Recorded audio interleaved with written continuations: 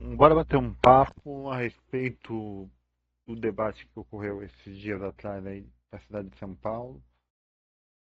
Bom, gente, vou tentar resumir o que aconteceu, tá? Foi assim, esse debate com todo, eu tava vendo as análises do Renan, tudo, nem precisa ver, né? Acho que foi um exercício que o pessoal pediu para fazer e a gente deveria fazer, porque assim, a política, ela é sempre dada como um plano secundário para o povo.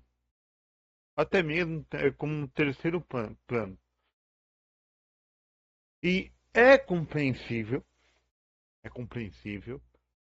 só que, devido à situação por políticas passadas e a política de hoje que a gente vem passando, eu acho que dentro de prioridades para você ver desenvolvimento da sua cidade, desenvolvimento do seu município, desenvolvimento do seu estado, do seu país, para você ter mais incentivo. Infelizmente, a gente depende da política. Infelizmente, a gente depende da política. Aonde eu quero chegar com isso? Gente, eu sei que muita gente vai dropar esse vídeo. Vai ser um vídeo muito chato de fazer, tá? Mas eu decidi ter esse papo com vocês, essa conversa bem ampla, do porquê que é importante a Prefeitura de São Paulo e vai traçar uma tendência até 2026. Tá? A Prefeitura de São Paulo, em específico, é o que vai traçar tendências até 2026, tá? Para a política nacional, tá? Talvez, dentro dos países subdesenvolvidos e desenvolvidos, o único país que tem essa integridade nacional da política afetar literalmente o país inteiro seja o Brasil. Porque, convenhamos, pessoal, até as contagens de votos nos Estados Unidos é diferente. É diferente. É a contagem de voto estadual, né? Cada estado, devido à sua demografia, devido à sua é, densidade populacional, vamos dizer assim, é, é dado uma quantidade de voto por habitantes do estado. Certo? Então, se ter a maioria dos votos em um certo estado, eles vão contar, por exemplo, na Califórnia, não sei como é que funciona assim, mas vamos lá. Na Califórnia, 50% da Califórnia votando na Kamala, mas 50% votando no Donald Trump, ou seja, eles dão eles pegam a pontuação geral da Califórnia e dividem. Por que que esse estilo de eleição pode sim é, mudar até o conceito de política dentro de um país, porque é de fato isso que acontece. Ah, mas aqui é basicamente a mesma coisa. Não é bem assim, pessoal. O primeiro fato que a gente tem que pensar é que tem um polo, tem uma polarização do lado norte e nordeste pendendo para um lado e do lado sul e sudeste pendendo para o outro. Isso aí também acontece bastante na Itália, né? A Itália tem essa divisão tudo, mas é uma divisão plausível até pelo tamanho do país, né? E assim, uma crítica que é muito válida aqui para a gente entender é que a política nacional do nosso país é um projeto fracassado. E sim, pessoal, é um projeto fracassado. Nem o povo e nem os políticos entenderam isso ainda. Entenderam isso? Ah, você está querendo dizer que o processo democrático. Não, não estou falando de democracia, pessoal. Estou falando sim. Tem que se haver voto popular para a troca de poderes. Ok, eu acredito nisso. Tem que haver. Primeiro, para não monopolizar o poder. Porque quanto mais monopolizado o poder, você sabe o que acontece com o país. O país se torna, ele se distancia da democracia, da liberdade e se aproxima de ditaduras e de censuras. Então, por questão desse país monopolizar o poder. Isso aí acontece em países que são países comunistas. Agora mesmo acabou de acontecer na Venezuela, a própria Venezuela não está conseguindo segurar o resultado das eleições, que de fato quem foi eleito democraticamente não foi o Nicolás Maduro, foi o opositor. E para deixar um pouco mais é, ditatorial, Nicolás Maduro proibiu algumas redes sociais lá, tá? Então, nós estamos vendo na América do Sul um país se aproximando de políticas norte-coreanas por essa questão. Por que que isso é perigoso? Também é uma tendência para países que tenham políticas que concordam com isso, mas não pode se manifestar ao povo, porque o povo não concorda, as pessoas não concordam, as pessoas estão vendo o que está acontecendo na Venezuela hoje. Então, é muito complicado, porque nós temos esse ponto de ascendência, porque automaticamente, quando eu falo que o país está quebrado politicamente e que o processo político do nosso país está quebrado, isso para muita gente já soa que, automaticamente então o processo democrático é um processo falido. Não, não é bem assim. Não é bem assim. Só que em um país onde é, a capacidade neurológica, a capacidade intelectual dos indivíduos que aqui moram, reside, é a capacidade intelectual de país subdesenvolvido. Então, quando eu falo isso, eu dou tendência, tipo assim, para interpretar. Ah, então quer dizer que você não é a favor da democracia. E não é isso, pessoal. Não é isso. O que o povo não está entendendo é que o Brasil está virando a nova panela de pressão. A nova panela de pressão está aqui no Brasil. E o que acontecer aqui dentro do Brasil, em termos políticos, pode-se imaginar, sim, que pode acender uma tendência mundial. Mundial. Por quê? Nós, querendo ou não, pro mundo, somos exemplos do como é feito uma eleição. Por ser uma urna eletrônica, por ter a revisão das urnas eletrônicas, mesmo sendo totalmente descredibilizado pelo governo anterior. Mesmo que o governo anterior vá lá e fale que as urnas são fraudadas, nós temos ainda o sistema eleitoral muito robusto, tão robusto que chega a ser exemplar para o mundo. Então, gente, quando a gente fala que o sistema político dentro da, da esfera nacional está quebrada, isso significa que teve duas falhas. Quais são elas?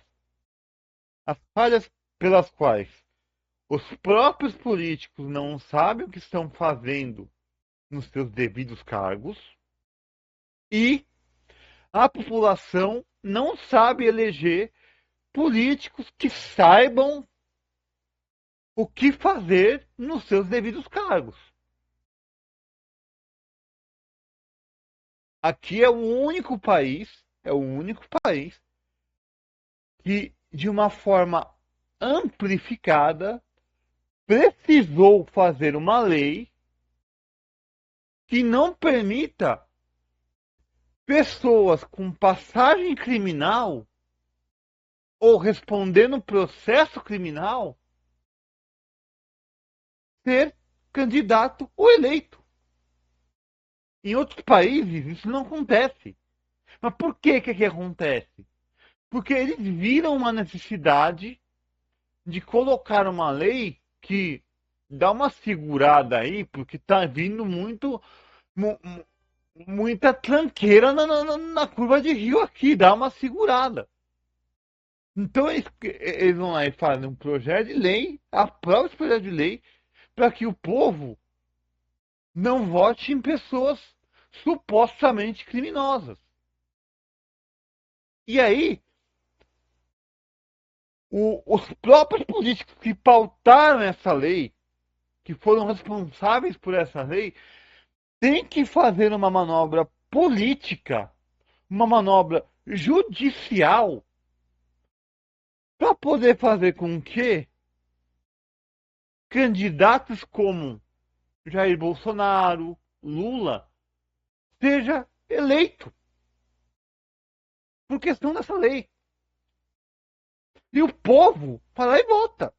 O povo vai lá e vota. E para quem falar para mim, ah, não tinha opção, sempre tem a opção.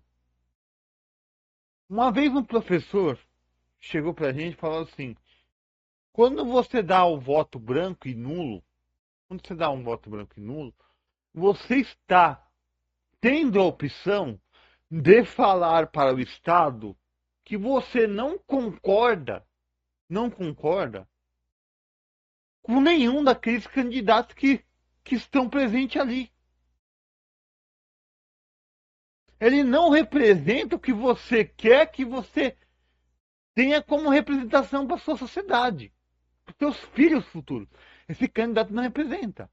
Então tem uma porcentagem sim, não sei ainda, não sei se retirar isso, mas tem uma porcentagem sim que anula a, as eleições.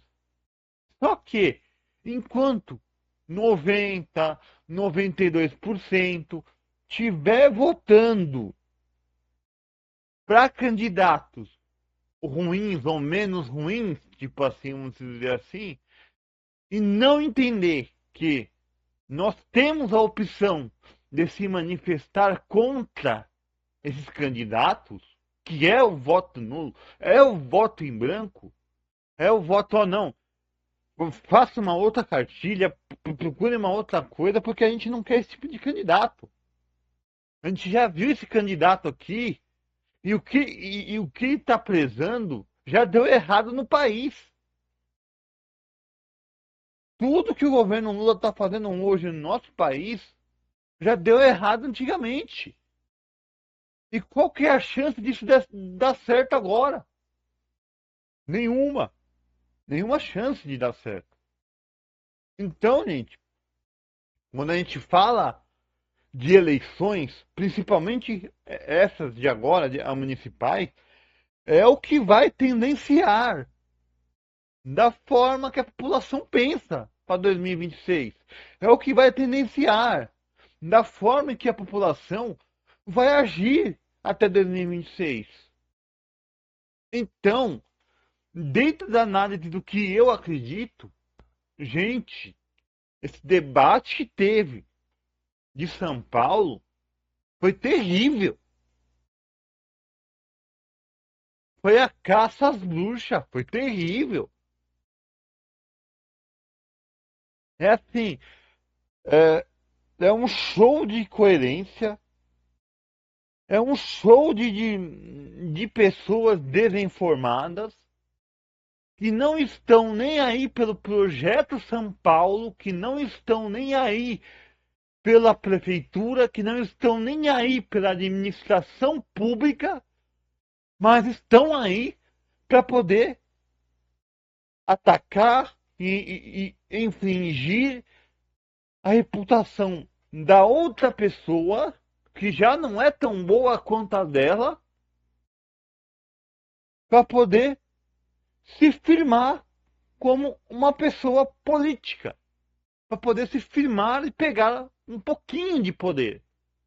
Porque hoje, essa visão que o político tem sobre a política, quando o político entra para ser vereador, ele não entra, infelizmente, cara, qualquer um, ele não entra com o intuito de fiscalizar o prefeito, com o intuito de fomentar obras realmente relevantes e válidas para o seu município.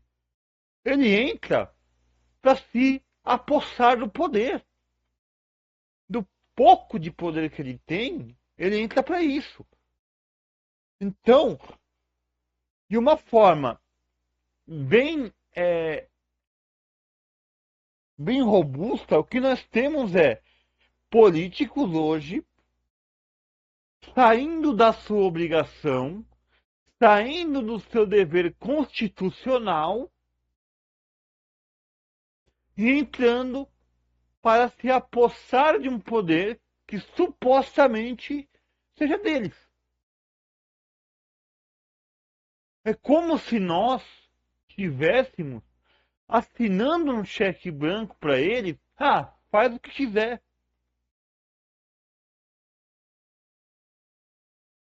Por algum merecimento, por alguma popularidade, por alguma carência que o povo tem de figuras.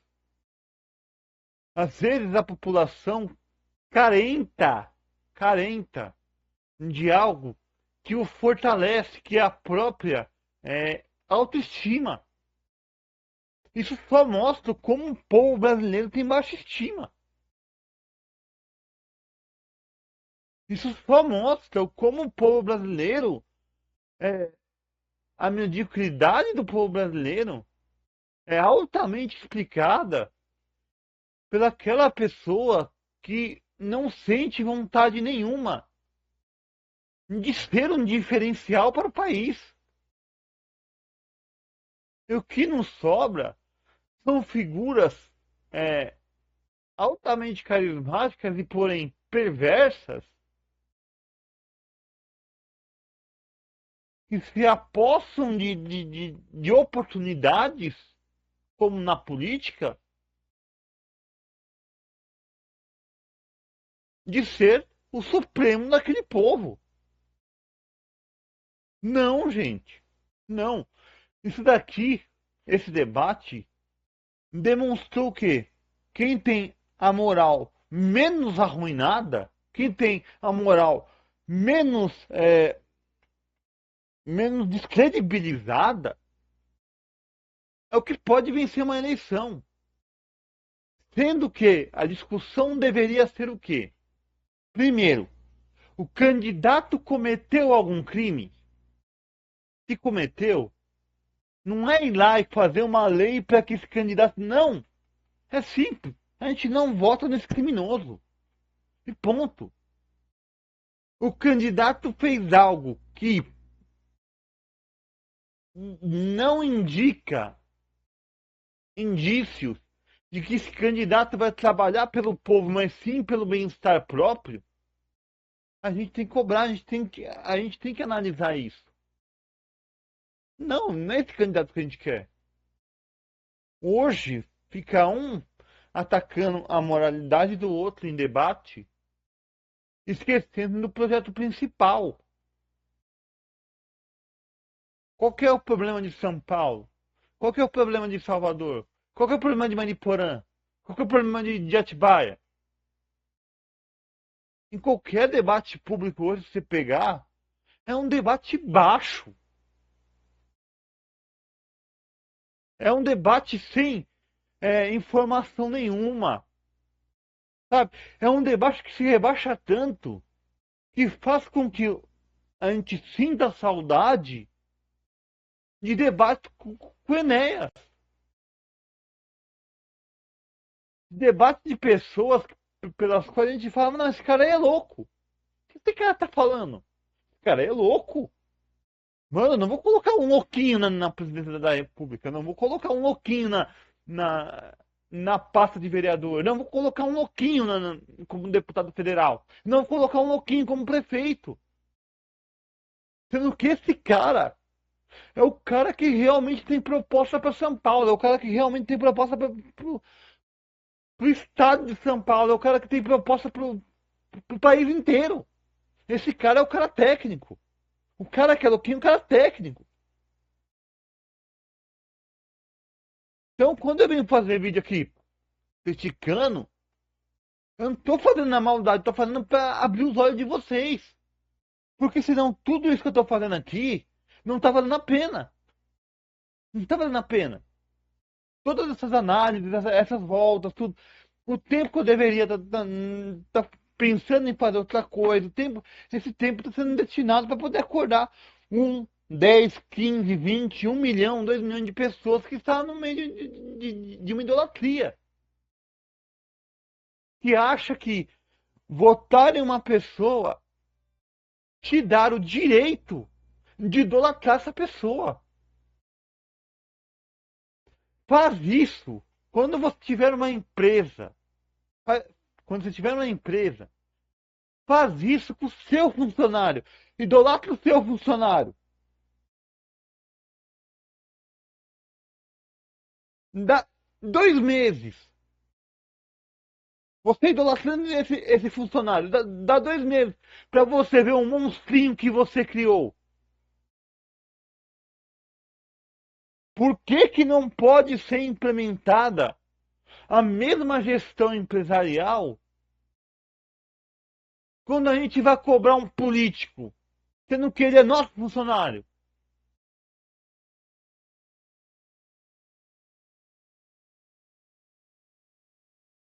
Um debate ridículo, um papel deprimente, tanto por parte da Atena. O da Atena foi ridículo.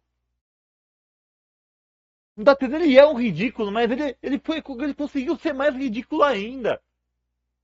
Se pôr nesse papel nojento, nesse papel asqueroso.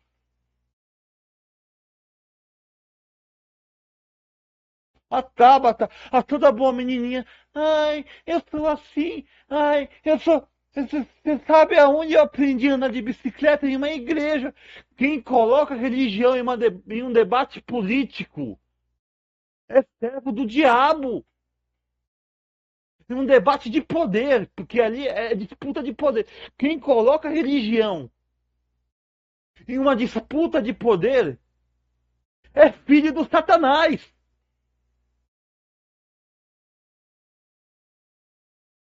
Ai, você sabe que a minha virtude é porque eu aprendi a andar de bicicleta na igreja. Sendo que até o debate ela não falou em nenhum momento de religião nenhuma. Foi abrir o debate ela falou isso. Foi abrir o debate.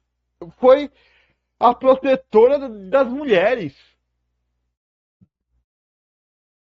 Hipócrita. Tabata Amaral é a maior hipócrita que tem em São Paulo, é a Tabata Amaral. Sujeitinho hipócrita.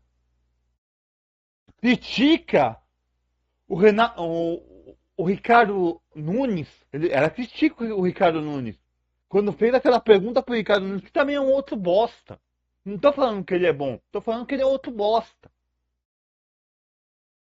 Ele é um papel de parede, um peso de papel implementado pelo Centrão. Esse cara é um lixo. Agora, engraçado, ela vai lá e fala pro Ricardo Nunes do crime que supostamente ele cometeu a respeito de ter agredido a mulher dele. Mas e quando o filho do Lula foi lá e agrediu a mulher dele? Disso daí ela não se retratou, porque não é interessante para ela. Né, dona Tabata? Você é hipócrita, você é nojenta. Colocar religião no meio de uma disputa de poder. Isso aí é asqueroso. Nem preciso falar que o Pablo Marçal é outro. É um bosta. Nem preciso falar. Tem um vídeo que eu fiz muito importante dele aqui. Assista no meu canal, tá aí. Assista em canais que vocês acreditam. Tá aí no canal. Se você não quiser assistir, vai lá no Ministério Público. Tem a condenação do cara no Ministério Público. Bateu no Lula, bateu no Lula. Ele fez a mesma coisa que o Lula. Ele só tá solto porque o crime dele prescreveu.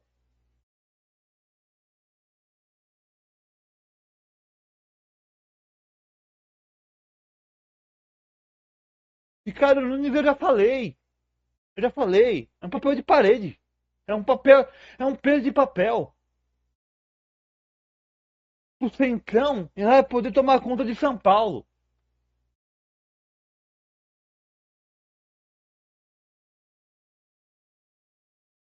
Ricardo Nunes, ele dança a dança do sistema. Ele dança a cartilha do sistema.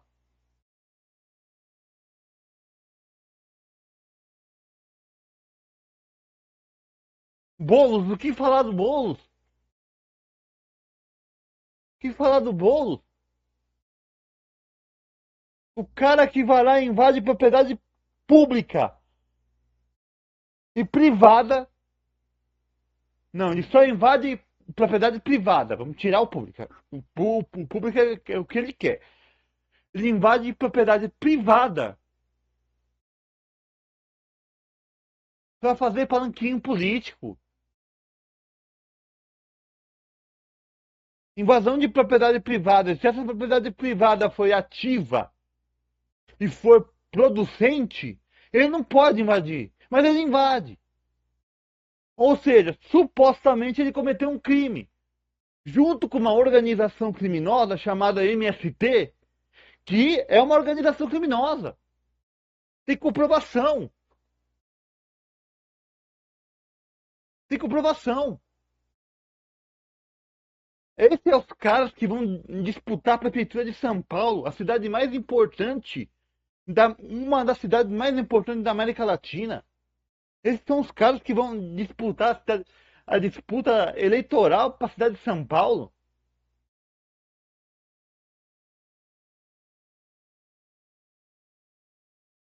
E quem me garante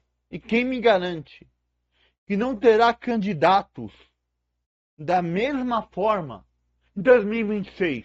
Ou pior, ou pior. Mas eu já falei, 2026 eu tô aqui. 2026, se tiver Lula e Bolsonaro para disputar o segundo turno, deleta o meu canal. Ah, você tem 10 milhões de inscritos. Deleta o meu canal. Não prestou pra merda nenhuma.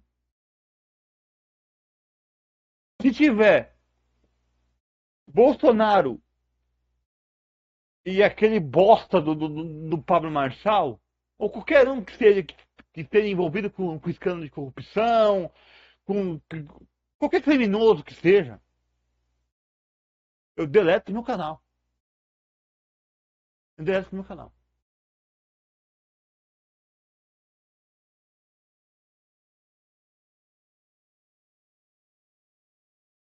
É lamentável.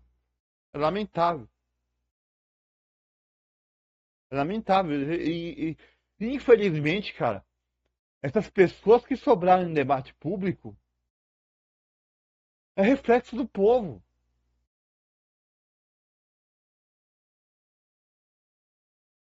É reflexo do povo. Daquele povo que fala, ai, eu não gosto de política. Então tá, então por que que você vota pra ferrar com a vida dos outros? Ah, porque é obrigado a votar. Então por que quando você tá na eleição, você vira o cara que defende Bolsonaro, você vira o cara que defende Lula? Por quê? Os caras que mais ferraram o país, Lula e Bolsonaro, foram os caras que mais ferraram o país. O país é estado palha pro mundo, por essas duas antas que entraram no poder. Mas tem gente que vai lá e fala, não, eu não gosto de política, mas eu tenho que colocar o menos ruim. Por que que Bolsonaro é menos ruim? Por que que Lula é menos ruim? Então, se você não gosta de política, faça bem feito. Faça bem feito. Estudo mínimo, pelo menos. Ó, eu não vou perder meu tempo votando em uns caras desse.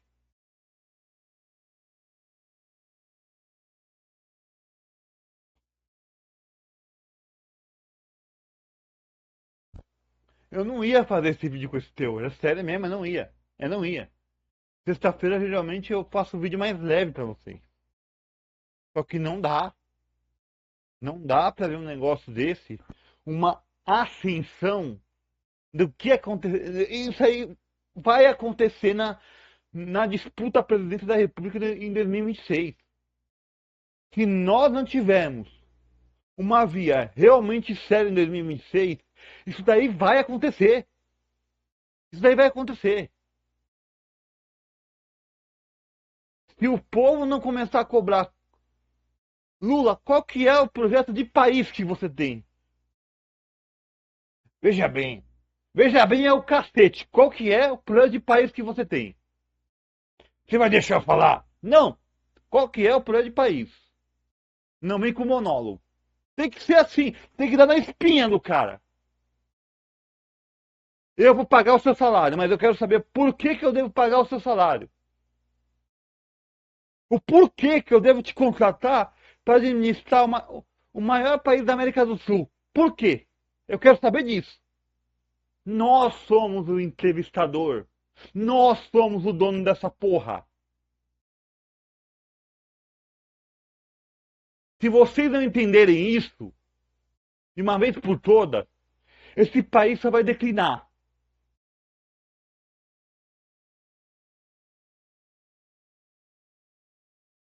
Ah, você gosta de política, né? Não, eu não gosto. Eu faço porque é obrigação. Isso aqui eu faço porque eu sinto que é minha obrigação.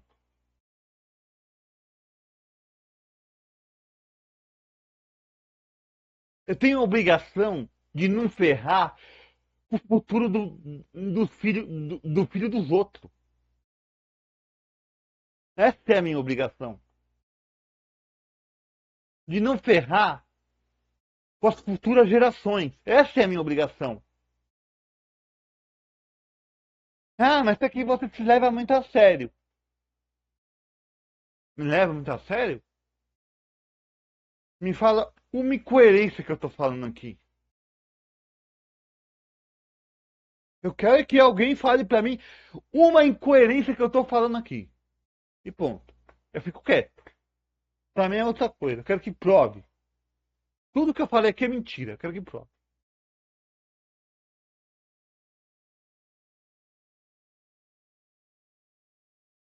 Bom, gente, mais um vídeo dando duro em vocês. Eu quero parabenizar as pessoas que estão chegando no meu canal. Saber que vocês são muito bem-vindos. Mas saiba que aqui não é canal de idolatria, tá? Aqui vai ser o canal onde eu vou bater muito com a realidade. Sempre se lembre, Arthur Schopenhauer escreveu a verdade em três partes.